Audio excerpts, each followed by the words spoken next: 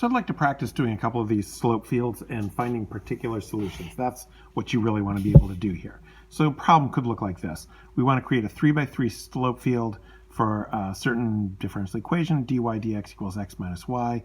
I'm suggesting here, use patterns to simplify the process. And then you're going to sketch the particular solutions through 1, 1, and 2, 0.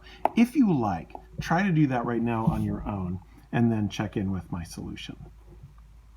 Okay, and by the way, no judgment if you decided to just wait on this one. It is sort of the first example. So here's what I got for that slope field for that. So let me just point out what I think is useful for patterns on this one. So I have x dy dx equals x minus y, right? So that's this one, dy dx equals x minus y. So things that I would notice right away, is this x minus y? Is that what this is? Yeah, right, okay. Is whenever x is equal to y, the slope is going to be 0. Remember, dy dx is the slope. So whenever x equals y, we're going to have a slope 0. So y equals x is going to give me slope 0. So what I could do is just go, I'm just going to do it again here using these patterns. I'm just going to go on the y equals x line and just put horizontal slopes there.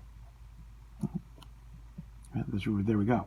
Now, then it's easy to see that, for example, I mean, you can see I sort of sketched this out here as I was trying to work it out. I said, well, let's just take, consider the point 1, 0 there. So if I look at point 1, 0, my slope is going to be, since it's x minus y, it's going to be 1 minus 0 is 1. Well, also if I had 2, 1, that would also give me a slope 1. None of this is like rigorous work. This is just sort of sketching out an idea in my head that along this line, so 1, 0, 2, 1, 1, 0, 2, 1, 3, 2, these are all slope 1s.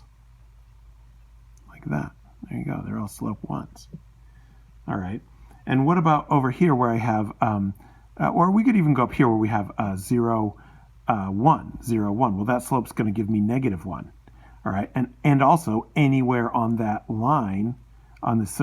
So what the pattern in this case is that the diagonals all have equal slopes.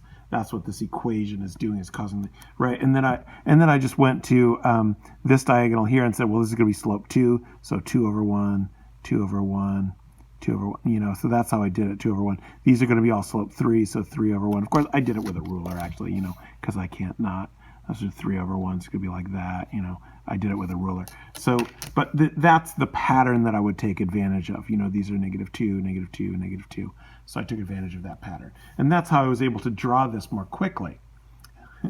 Took 2 hours for the last video to upload, but I was able to do this quickly. All right, now, the next thing that I asked you to do on that, though, is to sketch the particular solution. So this is something that's a little bit of an art. So we're going to sketch the solution through 1, 1. So where's the point 1, 1? It's right here, okay? So the goal here is to follow the slopes. Follow the slopes. They're going to go like that. So what I never want to do is I never want to see a slope and the curve goes across it like that, right? The curve has to always be parallel to this nearby slopes, right? So then here we can see it's sort of curving up. So I want to see how I'm curving up and I'm staying parallel to that one, and then we sort of follow these ones. So I'm always parallel to them, parallel to the adjacent slopes.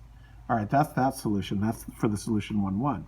And then the other solution is the other particular solution. So there's infinitely many possible solutions to this differential equation. If I pick the point 1, 1 as a particular solution, I get this. All right, that's using 1, 1. If I pick the particular solution through 2, 0, all right, so 2, 0 is right here. So now we're going to go like that, following along here. And in this direction, see how they're parallel to the lines?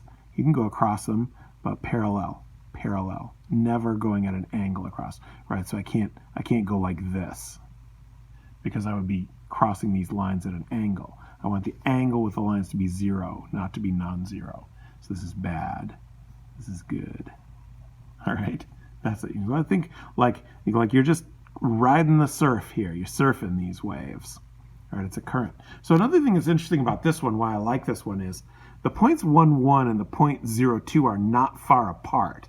They're not terribly far apart, but they give very different solutions.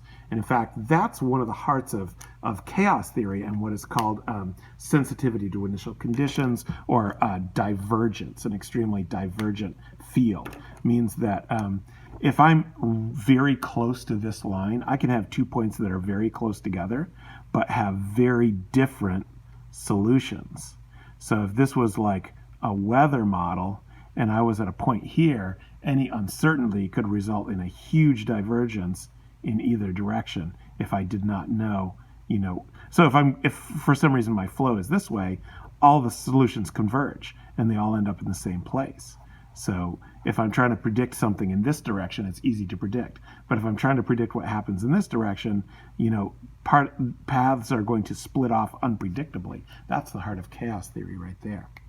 Okay, so that's that one. And that's the idea of sketching particular solutions to these particular points.